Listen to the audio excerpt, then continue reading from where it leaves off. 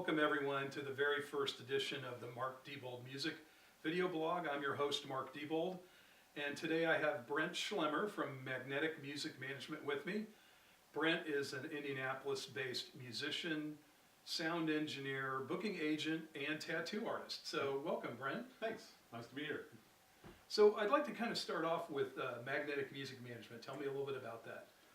Well, it really kind of came out of the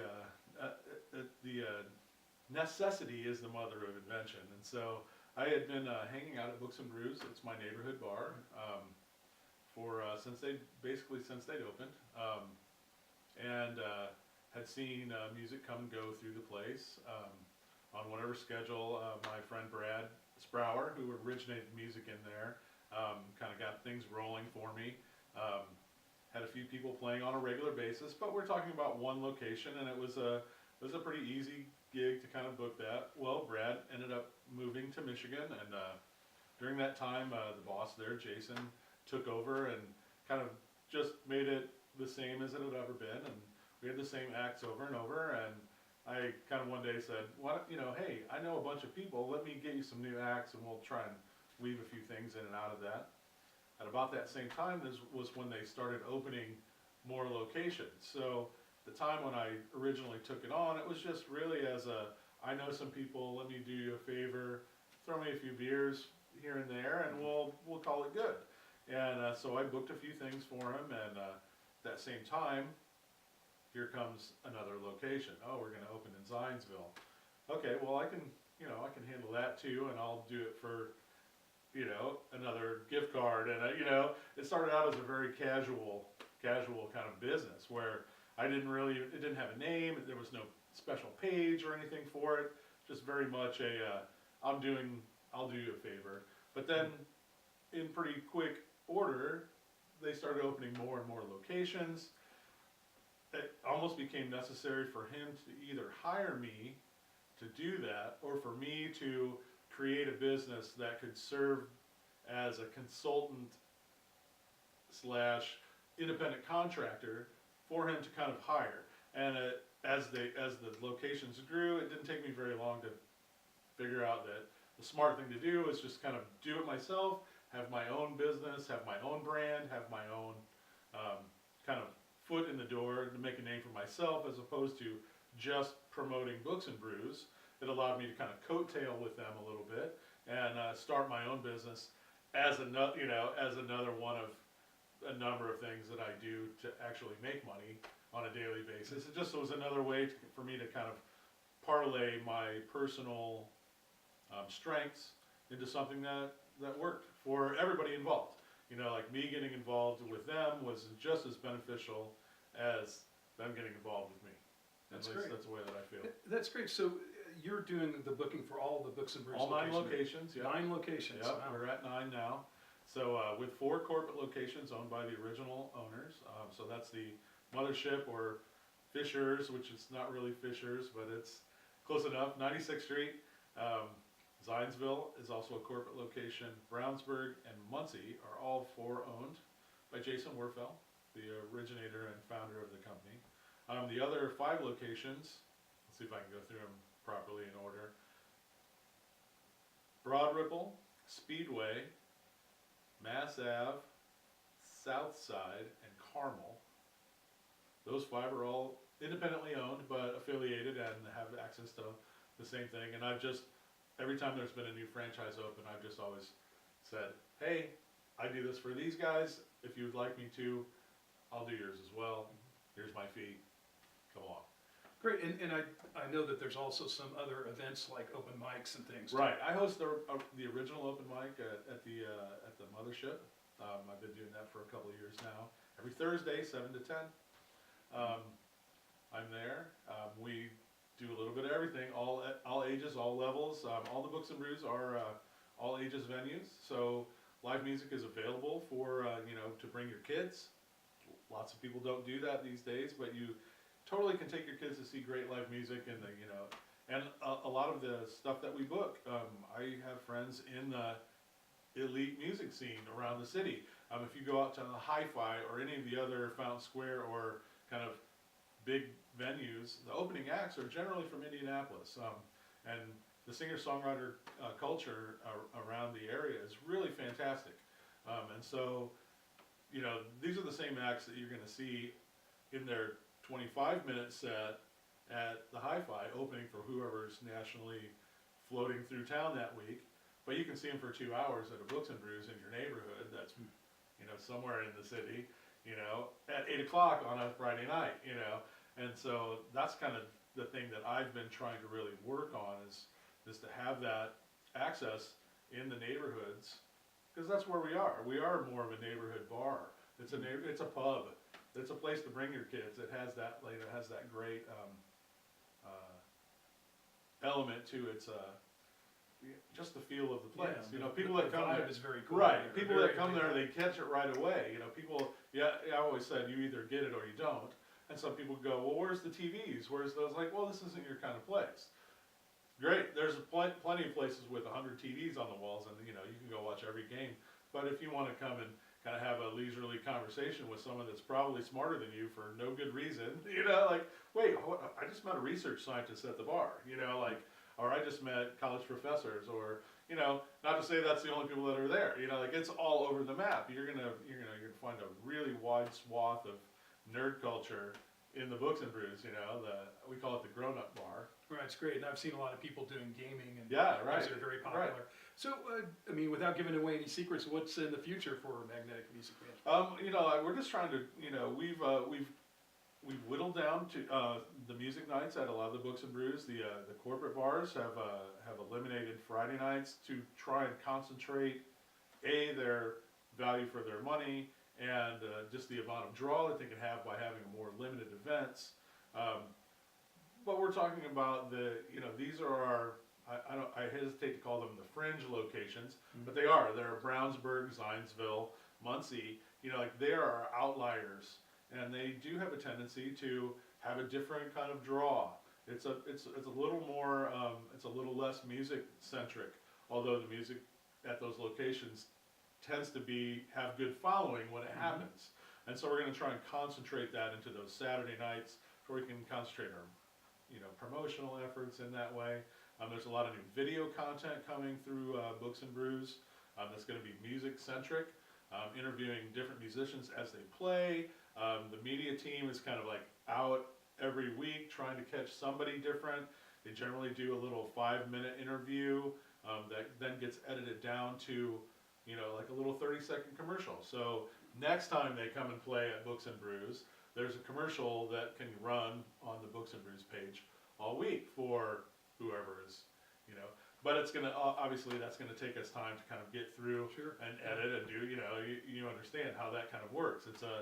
It's just something that we've been planning for a number of months, and it's just now starting to roll into practical usage. So you'll see that come here as the months, especially in the coming months, you'll see it roll out kind of in a hard way.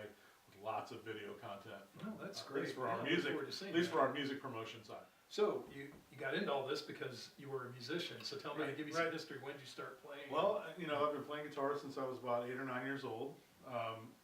I decided one year that's what I wanted to play, and I got the Sears guitar, Sears catalog guitar and the whole bit, and it's basically never left. I played guitar, I played tuba in the bands in high school, junior high and high school. I majored in euphonium in college, so I played brass instruments all through my teens. I played a little trombone with a few, has-been acts of the past. The Four Freshmen, I did a gig with them in high school. Wow. I played a few shows with them. I played with a kind of a big band for a little bit as well. That was pre-college.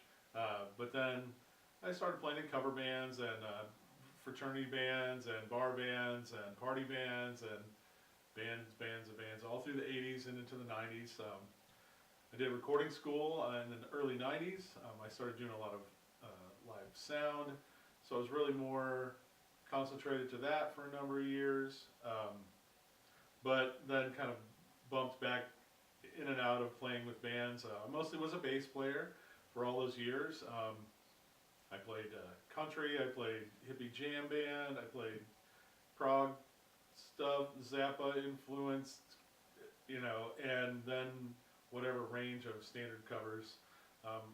It was also during those years that I started playing a lot more with female vocalists, getting that kind of duo thing happening, which, you know, I still have done for years and Yeah, years. you're collaborating with a couple Right. different people now. Right, Tell yeah, us about that. I love working with women. I've always played in bands with women at least since my 20s. You know, even my college days. You know, we had a female singer, so if at the very least, you know, if not, you know, a guitar player or whatnot. And so yeah, I'm currently do a duo with my friend Molly Grooms, Humbert and Hayes. We just do a lot of covers. We joke that we're a Civil Wars cover band.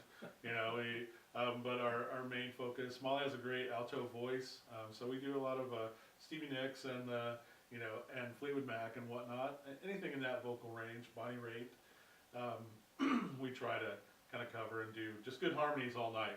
You know, a lot of times you'll see a male-female act where one or the other of them is really the lead singer, and we try to do more of a duo stuff, which is why the Civil Wars kind of joke works, because they're very much equal singing, you know, one verse, harmony, you know, all night. And so we try to do that. But I also sit and play guitar and baritone guitar for Megan Martin. We're doing a lot of cool stuff here in 2019 coming up. I've also got gigs coming up with David Garza. We just did a little studio stuff for some demos for a new album for him. So that's coming up. I play with the Ukulelers, the ukulele-fronted hip-hop cover band that does the Books and Brews mothership all the time. It's a never rehearsed, it's a fully improvised show, so it's always a good time to come and check that out. And really, Joe Hart, the Walk the Talk band, I do stuff with that at the Vogue, and with Steve at the Vogue with his Walk the Talk series. You know, we've been all over the state.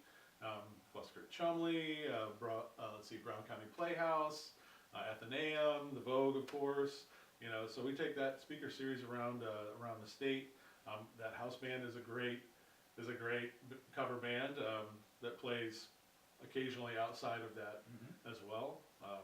That's kind of the main things that I've been doing lately, but bring them all. So yeah, so you obviously have a full plate with all the musical things, but despite that, you have something going on outside of music. Right, I'm also a tattoo artist, right? How long has that been going on? About 25 years now. I started in the mid-90s, and it was an easy side gig to kind of weasel into as a musician.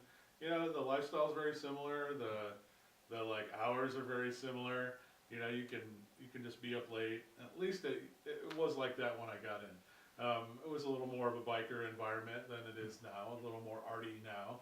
You know, custom shop and personal service, you know, where we were very much I want that one off the wall, number 67 or whatever it is, and you just went and stuck it on people. That was my introduction. But that was the way tattooing was 25 years ago. And I've just kind of floated along with that path. You know, I got better as an artist. I met more people. I kind of, you know, I'd left music kind of full on for a number of years. I've always kind of played a show here and there. Music's never really truly left, but there were many years where I didn't really play in public that often, and it was really tattoo and art concentrated, and that was just what needed to happen at that time. And you know, and now I'm kind of on the back end of that, where I do a lot of music stuff these days. And we're about ready to open the version 7 of my tattoo shop days. Not number 7. We only have one shop, but it's the 7th time I've done this over the years, and opened a brand new place in a new part of the city. And so we'll be in Irvington in March, bringing the Ouch Gallery one more time, you know, to maybe try and tattoo some people. Is that the name of the Ouch Gallery? It is. It's the Ouch Gallery. Which was, by most accounts, the first legal, licensed, recognized tattoo studio in the state of Indiana. We were open in Muncie back in '97. That was the year that Indiana decided that they were going to fully license and recognize tattoo shops. And Delaware County at that time was the first one to implement full licensing. Not that there had not been tattoo shops in Indiana prior to that. There absolutely had been. There were a lot of old school guys, even back into the 60s and 70s. There were tattoo shops around the city that got around the rules in whatever way they did at the time. A lot of it was who do you know, and you know, it's old school business style. But as far as like legally recognized as a tattoo studio that was licensed with a tattoo license, inspected by the That was Department you. of Health, Wow. that was us. We were Delaware license number 1. And I've had 3 shops now called the Ouch Gallery in different parts of the state, and we're about to go into Irvington here in March, so we'll version 4, I think, of Ouch Gallery. That's great. Irvington's a great community. Right, and about to kind of kick off as kind of the next cool spot in Indianapolis, I think. Yeah, that's great. Well, it's been great talking to you, Brent. I Yeah, want you to too, thank you for My being pleasure. again. This is my first Marc Diebold Music video blog. So if this takes off and becomes something, you can say, "Hey, I'll I be was the famous. first guy on the show." Right? I'll take it. So yeah, and thanks a lot, everyone, for watching, and we'll see you next time.